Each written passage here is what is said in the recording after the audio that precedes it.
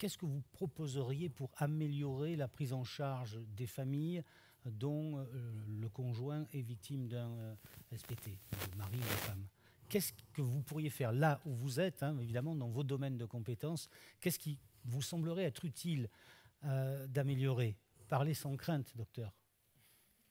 Je vous en prie. Je suis allé à un séminaire interministériel à Londres où on avait nos militaires, hein, avec nos camarades des armées occidentales.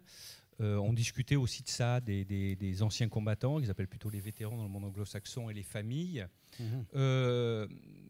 Enfin, on n'est pas plus mauvais ni meilleur que les autres, on fait tous à peu près la même chose. Voilà. Alors c'est vrai qu'on monte beaucoup de bruit, notamment que font les anglo-saxons, comme si... Bon, vraiment, il n'y a pas une grande différence entre ce qui est fait. Votre deuxième question, c'est savoir... Vous-même, qu'est-ce que vous aimeriez voir changer assez rapidement? Qu'est-ce qui pourrait améliorer le dispositif d'accompagnement? Puisque ça me permettra de faire la liaison avec la bien suite sûr, de notre l'accompagnement, il n'est pas que soignant, il y a accompagnement aussi de l'institution militaire, du social, etc., qui est important. Moi, je vous dirais à ma place, peut-être qu'on ait plus de psychiatres et de psychologues. Je pense que s'il y en avait plus, peut-être qu'on pourrait prendre davantage en charge les gens, que ce soit dans le milieu militaire ou dans le milieu civil d'ailleurs. Madame, à cette question qui n'est pas simple, mais quand même... Bon, je pense qu'il y a évidemment toujours des choses à améliorer.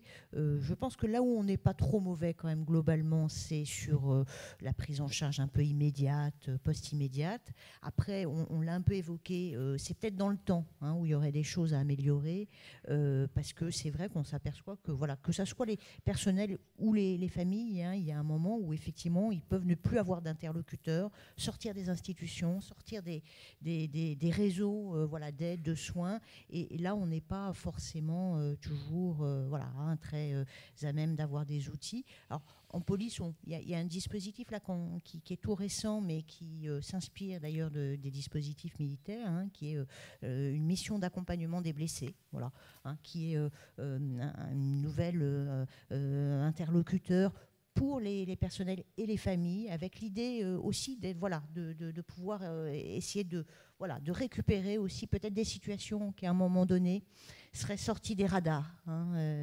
divers. Voilà. Monsieur Bianchi, dans un monde idéal, qu'est-ce qu'il faudrait faire de plus?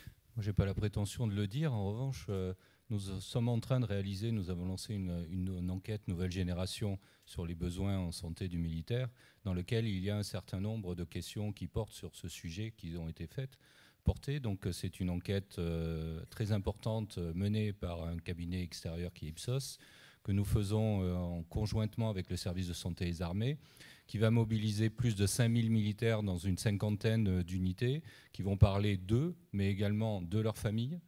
Et nous allons doubler cette enquête axée sur les militaires avec une enquête toujours par Ipsos, externalisée par Internet pour, là aussi, directement les familles des militaires. Donc il y a un certain nombre dans les questionnaires qui ont été validés par le service de santé des armées, des questions qui portent sur ce thème. Mieux comprendre, c'est se donner les moyens de mieux accompagner. Et donc l'objectif, c'est de présenter, après analyse évidemment, les résultats de cette enquête lors d'un colloque fin 2019 devant la ministre des Armées, qui nous dira si on doit investir ou pas sur certaines nouvelles pistes d'amélioration. Bien. Docteur.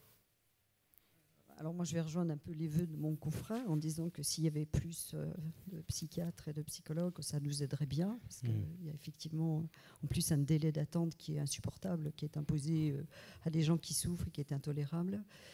Je dirais aussi que l'aspect formation me semble vraiment à souligner. Formation des professionnels en général, et des professionnels même de premier recours, comme les médecins généralistes ou comme les infirmières. Le système de santé scolaire commence à prendre conscience de ça, mais on est vraiment au balbutiement actuellement, hein, de la mise en place du repérage et le grand volet de la prévention. Parce que maintenant, je dirais qu'en France, on est bon quand on connaît le problème, et on n'est pas bon du tout quand on l'ignore. C'est-à-dire qu'il y a encore trop de gens qui passent entre les mailles, qui ne sont pas diagnostiqués, qui ne sont pas aidés, ou dont on banalise fortement les symptômes et ça les fait souffrir encore davantage, bien sûr. Par contre, quand on sait, on n'est pas trop mauvais, je trouve, dans le dispositif. En tout cas, au début, il y a des risques après, dans le long terme, d'oublier et de laisser passer.